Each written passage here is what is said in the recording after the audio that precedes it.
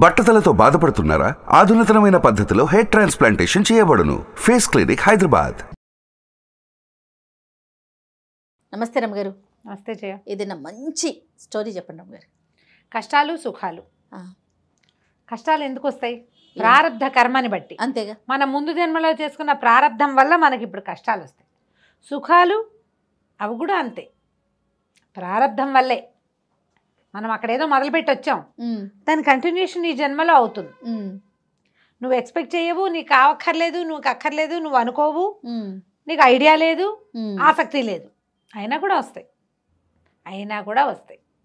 నేను హాయిగా పనిచేసి పెట్టేవాళ్ళు, హాయిగా డబ్బులు ఇచ్చేవాళ్ళు, హాయిగా కొనుక్కోమనేవాళ్ళు, హాయిగా తినమనేవాళ్ళు, వీళ్ళకి ఇలా ఎలా వచ్చాయని మనం ఆశ్చర్యపోతుంటాం. వాళ్ళకి అన్నీ వచ్చేస్తుంటాయి. అవును, ప్రారంధ కర్మానుసారం కష్టాలు ఎలా వస్తాయో సుఖాలు కూడా అలాగే వస్తాయి. ఒప్పుకో బుద్ధి కావట్లేదు కదా నీకు? అస్సలు కావట్లేదు రమ్మగారు. సుఖాలు ఎలా వస్తాయంటే వాళ్ళ లెవెల్కి వాళ్ళు, వాళ్ళ స్థాయికి తగినట్టు అది వాళ్ళకి సుఖంగానే అనిపిస్తుంది. ఆ రోజుకి సుఖం. ఇప్పుడు ఆ రోడ్డు మీదే తిరుగుతూ రోడ్ల మీదే పడుకుని రోజు పావలా 10 పైసలతో కడుపు నింపుకునే వాడికి ఆ రోజు 100 రూపాయలు దొరికి ఒక అన్నం కడుపు నిండా తిన్నాడు అనుకో, 3 పూట్ల సుఖం వాడికి. నీకేమనిపిస్తుంది? మనకేమో పై లెవెల్ వాళ్ళకి 3 పూట్ల తింటమే గొప్ప, ఇంకా అదేదో కావాలి కదా అని మనకు అనిపిస్తుంది. అదే మన లెవెల్ వేరు. ఎవడి లెవెల్ సుఖం వాడి ప్రారంధం వల్లే వాడికి లభిస్తుంది. చందమామలో ఒక మంచి కథ ఉంది, సుఖ ప్రారంధం. ఆ కథ పేరే అది. బాగుందండి. పూర్వం ఢిల్లీ పాదుషా దగ్గర విజయుడు అని ఒక మహామంత్రి ఉండేవాడు. ఆయన స్థాయి, ఆయన ధోరణి, ఆయన వ్యక్తిత్వాన్ని బట్టి ఆయన్ని విజయ మహారాజు అని పిలిచేవాళ్ళట. ఆయన్ని కూడా మహారాజానే పిలిచేవాడు. విజయ మహారాజు వ్యక్తి, అంత గొప్ప వ్యక్తి. అయితే ఏమిటంటే ఆయనకి ఈ దేహాభిమానం అవి ఏమీ లేవు పాపం. ఆయనకి వైరాగ్య చింతన ఉంది. ఆయన కాలు కదిపితే పల్లకీలోనే ఉంటాడు, చెయ్యి కదిపితే మనుషులు అటెండెన్స్ ఉంది, కానీ ఆయనకి జీవితాసక్తి లేదు. ఉంటారుగా అలాంటి వాళ్ళు, సన్యాసులు. అవును, అన్నీ ఉంటాయి వాళ్ళకి, ఏం ఆసక్తి ఉండదు దాని మీద.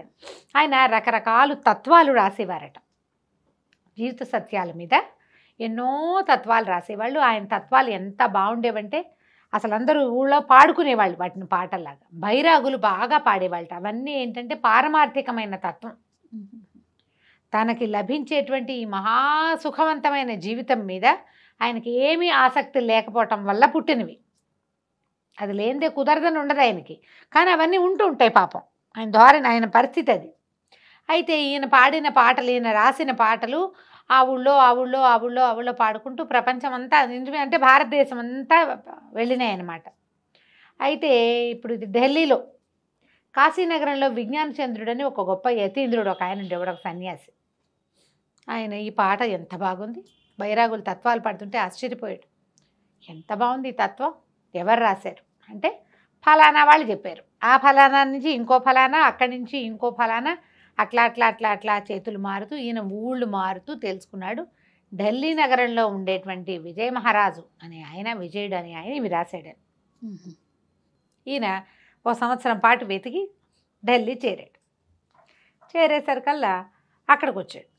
వస్తే ఈయన ఈ తత్వాలు రాసిన వాళ్ళని అడిగితే ఎవరికి తెలుస్తుంది? ఆ మహారాజు ఖచ్చితంగా మహారాజు అని తెలియలే ఈయనకి. సరే, ఆయన కోసం వెతుకుతున్నాడు. ఈయన ఏమనుకున్నాడు, ఈ తత్వం రాసిన ఆయన కూడా సన్యాసి అని భావించాడు. విజయుడు అనే సన్యాసి కోసం వెతికాడు, సన్యాసి దొరకల. అయితే ఒకనాడు ఒక దీని సత్రంలో బస చేశాడు. వాకిట్లో ఒక బిచ్చగాడు ఒకడు తంబురం ఇటుతూ పాట పాడుకుంటూ వస్తున్నాడు. అది ఈయన విన్న తత్వమే, అది ఆ విజయ మహారాజు రాసింది.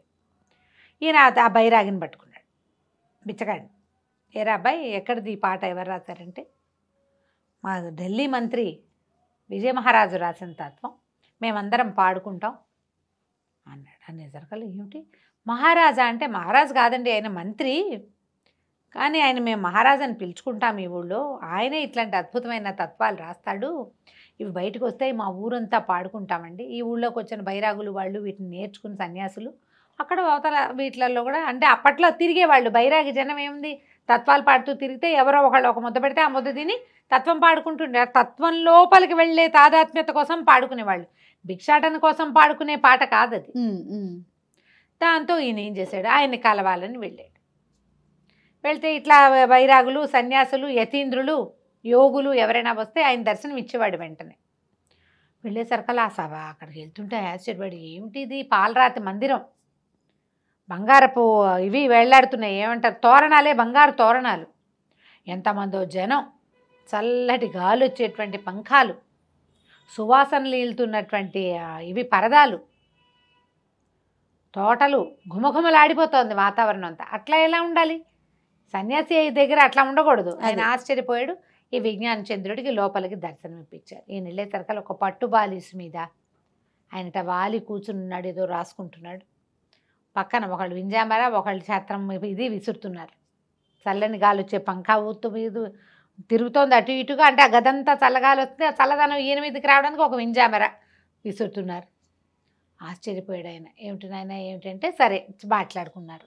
పెళ్లి పాదాల మీద పడ్డాడు. ఆ యోగిని చూడంగానే కూర్చోండి అన్నాడు. ఆయనకి అన్నీ అరేంజ్ చేశాడు. అప్పుడు ఈయన ఏమన్నాడు, నువ్వు ఇట్లా సుఖాలు అనుభవిస్తూ తత్వాలు రాయటం ఏమిటి? నేనేం చేయనండి, నాకు సుఖాలు అనుభవించాలని లేదు, కానీ నా పదవి అట్లాంటిది, నా జీవితం అట్లాంటిది, వీళ్ళంతా ఉన్నారు అంతేను, వీటి మీద ఆసక్తి లేదండి నాకు. ఏమిటో వాళ్ళు ఉన్నవారు వాళ్ళ పని వాళ్ళు చేసుకుంటూ ఉంటారు. ఈ అమ్మాయి వింజామరా, దాని జీతం పోతుంది వద్దంటే, అందుకని అది వీచుకుంటూ ఉంటుంది. వాడు పంఖా లాగేవాడు ఒకటినాడు, వాడి జీవితం పోతుంది, లాగనిస్తాను. ఇవన్నీ ఇలా మెయింటైన్ అవుతుంటాయి. అందరూ ఎవరి పని వాడు చేసుకుంటూ పోతూ ఉంటాడు. ఈయనకి టోపీ పెట్టేవాడు ఒకడు, బట్టలు మార్చేవాడు ఒకడు, చెప్పులు తొడిగేవాడు ఒకడు, వాళ్ళందరూ వాళ్ళ పనులు వాళ్ళు చేసుకుంటారు. నాకు ఆసక్తి ఉండి జరగట్లేదండి అంటే ఆయన ఏమన్నాడు, విజ్ఞాన చర్చ నువ్వు ఇట్లా ఉండకూడదు, ఇవేవి ఉండద్దు, వీటన్నిటి వదిలిపెట్టి నాతో వచ్చేవంటే వచ్చేస్తానన్నాడు. నిజంగా వచ్చేస్తాం. ఆయనకి ఈ తత్వం వీడి మనసులో నుంచి వచ్చిందా రాలేదా అడుగుదామన్నది. వచ్చింది, నా మనసులో నుంచే వచ్చిందని చెప్తున్నాడు. మరి వస్తావంటే వచ్చేస్తానన్నాడు. అనగానే ఒకరోజు పొద్దున్నే తెల్లవారుసామున అన్నీ వదిలేసి ఏమీ లేకుండా కాలినడకన యోగితో సహా బయలుదేరాడు. మధ్యాహ్నం బాగా ఎండ ముదిరేదాకా నడిపించుకుంటూ తీసుకుపోయాడు.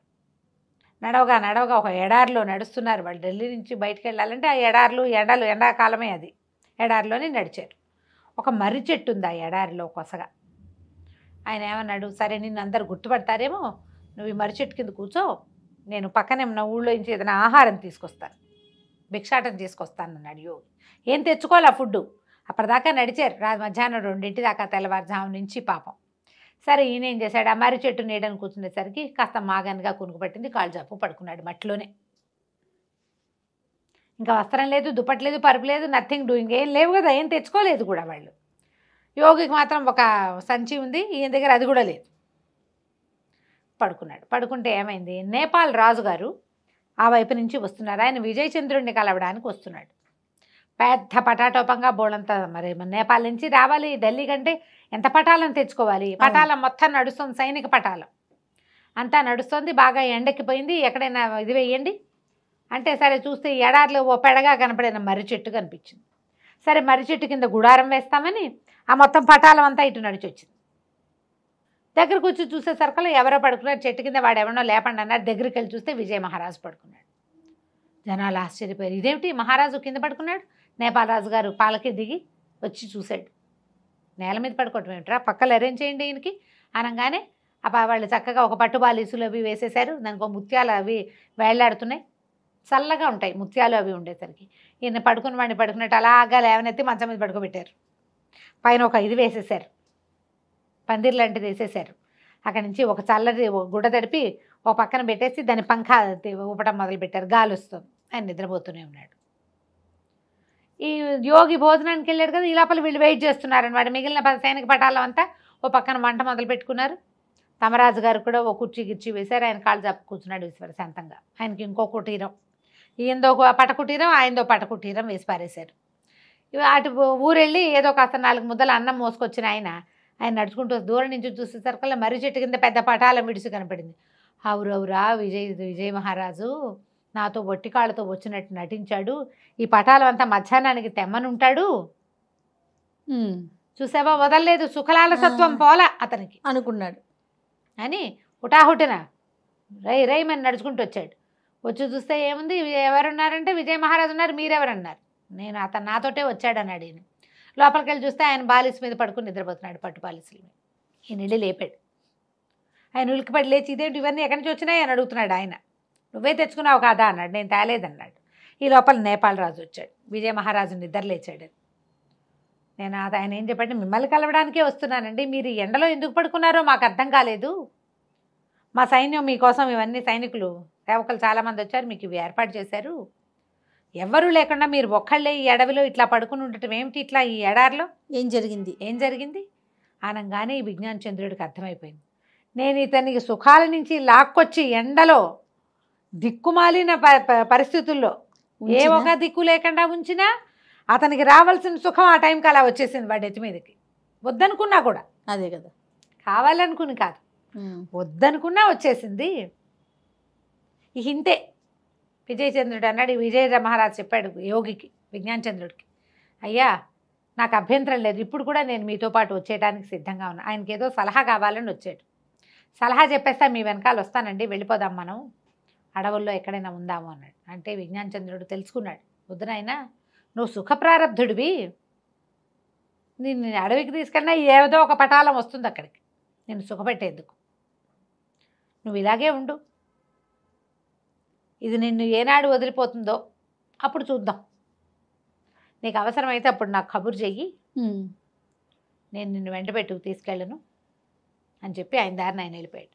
ఈ నేపాల్ రాజు పటాలలో 2-3 ఏనుగులు ఉన్నాయి, ఒక ఏనుగులో ఈ విజయ మహారాజుని ఎక్కించి మళ్ళీ ఢిల్లీ మహానగరానికి తీసుకెళ్ళిపోయారు. చూడండి, ఇలా వస్తాయా అని అడుగుతావు నువ్వు, ఖచ్చితంగా వస్తాయి. ఎవరి లెవెల్ని బట్టి వాళ్ళకి ఎవరికి కావాల్సింది వాళ్ళకి కావాల్సినవి కాదు, ఎప్పుడు కూడా నేను చెప్తానా, రావాల్సినవి వస్తాయి, రావాల్సింది గ్యారంటీగా వస్తుంది. కథ చూడండి ఎంత బాగుందో, చాలా బాగుంది రమ్మ గారు, సుఖ ప్రారంధం అద్భుతంగా ఉంది. నమస్తే. నమస్తే. సుమన్ టీవీలో మీ పర్సనల్ అండ్ బిజినెస్ ప్రమోషన్స్ కోసం కింది నెంబర్కి కాంటాక్ట్ చేయండి.